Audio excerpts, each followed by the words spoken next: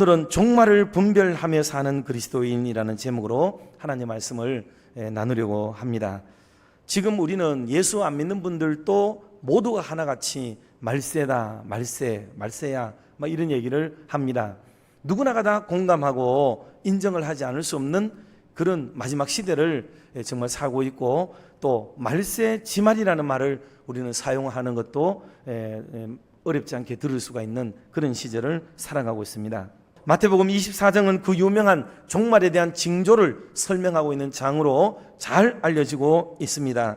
그래서 종말은 우리에게 경각심만 주는 게 아니에요. 경각심만 주는 게 아니고, 그러기에 더욱 우리가 몸부림치면서 믿음에 바로 서고 기독교 복음의 진수가 무엇인지를 깨달아가는 이런 시간들을 우리가 장려하고 독려하기 위해 주님이 이런 이야기를 한 것인데, 외부적인 말세의 현상들도 물론 우리가 잘 지켜보아야겠으나 우리 시대를 살아가는데 일어나는 내부적으로 사람의 문제에 관해서 어떤 징조적 변화가 일어나는가 하는 부분들을 오늘 말씀을 통해 몇 가지로 생각을 하려고 합니다. 첫 번째로, 이 종말이 오면은요, 의인이 미움을 받습니다.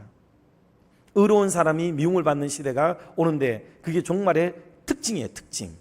경건하게 살고 의롭게 살고 반듯하게 살고 하나님의 말씀대로 살고 옳게 살려고 하는데, 이상하게 정의가 땅에 떨어지게 되고 불의가 득세하게 되어지고, 공평과 정의롭지 못한 일들이 오히려 세력을 얻고 그들이 힘을 얻게 되어지는 그런 세상이 오게 되어진다라고 성경은 말하면서, 오히려 반듯하게 살고 옳게 살려는 사람들이 힘겨워지는 세상이 된다, 그렇게 말을 했어요. 우리의 살아가는 어간에 일어나는 일들 중에 계속 미워하고 또 싫어하고 저주하고 말꼬리 잡고 흠잡고 부정적인 부분들을 들춰내고 뭐 이렇게 하는 일들이 지금 정치계에만 일어나는 게 아니에요. 이거는 교계도 일어나고 교육계에도 일어나고, 이거는 모든 곳곳마다 지금 전 사회가, 우리나라만 하더라도 지금 요거는 기독교뿐만 아니고요, 이거는 전체적으로 볼 때 미움과 다툼, 시기, 불의의 씨앗들, 그래서 상대방을 막 끄집어내리기 위한 협잡, 이런 것들이 계속 지금 막 늘어나고 있습니다. 우리 민족이 고유적으로 가지고 내려오던 그 아름다운 사랑의 마음들, 선한 마음들, 이런 게 지금 다 사라지고 민족 정신 자체가 바뀌어지고 있어요. 때문에 예수 믿는 사람들은 이런 증오가 들끓고 미움을 들끓을 때에 우리도 막 세력을 규합하고 연대해가지고 세상을 향하여 저항하고 거기에 있는 한 사람 한 사람을 무너뜨리고 그들의 단체와 이런 걸 막 어떻게 갈궈버리고, 이렇게 하는 게 기독교인들의 삶의 방식이고 양식이냐? 아니라는 거예요. 그렇게 사는 거는 그게 말세를 사는 사람이에요. 말세를 사는 사람이에요. 그러나 종말을 준비하는 사람은 그런 세상이기 때문에 우리 그리스도인들의 정신은 그런 증오 속에 사랑하고 평화를 가져다주는 예수 그리스도의 대원칙을 실행하고 살아가는 삶을 살아가도록 요구받는 게, 그게 예수 믿는 사람의 삶이라는 거예요. 그래서 미움이 아니라 용서와 이해를 하도록 노력을 기울이고, 싸움이 아니라 화해와 협력을 추구하면서 살아가는 이 삶의 방식을 채택하는 게 예수 믿는 사람의, 이게 종말을 사는 종말 신앙, 종말을 준비하는 신앙의 패턴이라는 거예요. 여러분 꼭 기억하세요. 예수님의 복음의 핵심이 뭐냐? 아버지하고 우리가 하나 된 것처럼 삼위일체 하나님이 셋이 하나요 하나가 셋이라는 신비한 관계, 신묘막측한 관계가 되었던 것처럼 저들도 하나가 되도록 하기 위해서 내가 이 땅에 내려왔다고 말하는 게 예수님의 가르침의 핵심이에요. 두 번째는, 불법이 성해서 많은 사람의 사랑이 식어진다 그랬어요. 사랑이 식어져요. 불법이 막 성행한다. 뭐 좀 성경 해석상 말씀을 좀 드리고 싶은데, 이 불법이라는 단어를 우리가 생각하는 불법하고는 좀 뉘앙스는 좀 달라요.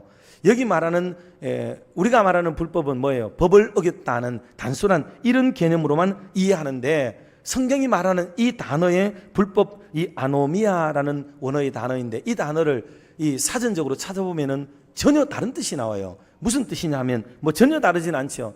이거는 체면도 없고 예의도 없고 막 간다, 짐승처럼 행동한다, 교양머리가 없다 등을 비롯한 이런 내용이에요. 그러니까 불법이라는 개념이 지금 현재 우리나라 헌법의 단어로서, 법리적인 단어로서만 이해하면 정해진 규범을 어기는 게 불법이라고 생각을 하게 돼요. 그런데 성경이 말하는 것은 뭔가 제한을 둘 수는 없지만 사람이 사람답지 못한 것, 성도가 성도답지 못한 것, 인간이 인간답지 못한 것, 어른이 어른답지 못한 것, 목사가 목사답지 못한 것, 학생이 학생답지 못한 것, 뭐 그런 거 있잖아요. 어디서부터 어디까지라고 말은 못해. 규정을 정해놓을 수는 없지만은 우리는 뭔가 알 수 있는 어떤 범주가 있어요. 그것을 지켜내지 못할 때 쓰는 단어가 이 아노미아라는 단어인데, 그런 면에서 불법이라는 단어예요. 불법 때문에 여러분, 우리가 법리에 너무 익숙해 있는지 몰라도 불법적이다, 법을 어겼다라는 말을 너무 조항적으로 생각을 하지 말고, 아이고 내가 참 장로로서 참 내가 이랬다 하는 것은 불법이에요. 불법. 어떤 의로운 일들을 위해서 남모르게 구제를 하는데 소수의 사람이 모여서 의논하는 것은 괜찮습니다. 그건 덕을 끼치기 위해서 하는 일이에요. 그런 일들은 장려될 만한 일들이에요. 그래서 이런 일들을 잘 구별해서 우리 사회가 이게 불법이 성하지 않도록 만들어가는 이런 사회가 정말 중요하다 하는 것을 기억해야 됩니다. 자, 마지막 세 번째 말씀을 좀 드리면, 그러니 아까도 언급을 드렸듯이 이게 거짓 그리스도와 거짓 예언자들이 많이 나타나게 돼 있어요. 왜? 거짓스러운 사람들은요, 자기들이 세상을 만났어요. 물을 만난 겁니다. 온 세상을 속이기에 적합한 세상을 만나게 된 거예요. 그래서 이단들이 전에는 막 이 전체의 수에 밀려가지고 옴짝달싹 할 수가 없었단 말이에요. 그런데 이게 지금은 사람들에게 뒤로 뭐를 얘기해도 잘 통해.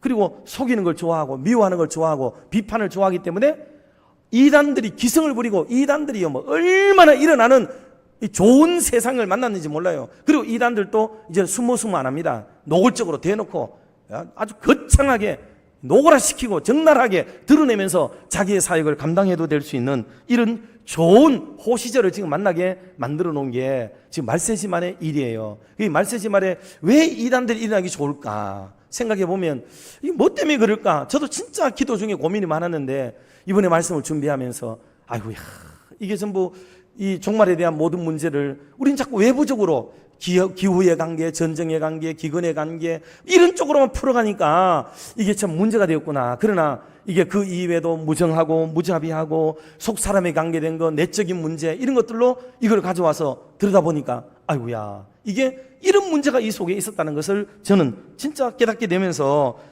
정말 아찔해요. 아찔해. 끝으로 말씀을 맺으면서, 여러분, 우리가 지금이라도 이제 우리가 교회에 뭐 외적인 것들을 너무 중요시하기보다도 안을 정말 내실을 중요하게 여기고 내 한 사람 한 사람의 믿음을 중요하게 여기는 게 필요한 시대가 되었습니다. 아까도 강조 들었듯이 남의 허물, 남의 얘기 자꾸 보지 말고 내 자신이 회개해야 될 때이고, 내가 하나님 앞에 바로 서야 될 때이며, 내가 주님 앞에 설 때 들림 받을 것인가, 이게 가장 중요한 관점이라는 것을 기억하고 오늘 이후부터 주님 오실 날을 이제 바라보면서 종말적 신앙을 가지고 내 생애에서, 내 인생 속에 믿음의 열매를 풍성히 맺어가기를 각오하는 저와 여러분들의 남은 생애가 되기를 주님의 이름으로 축원합니다.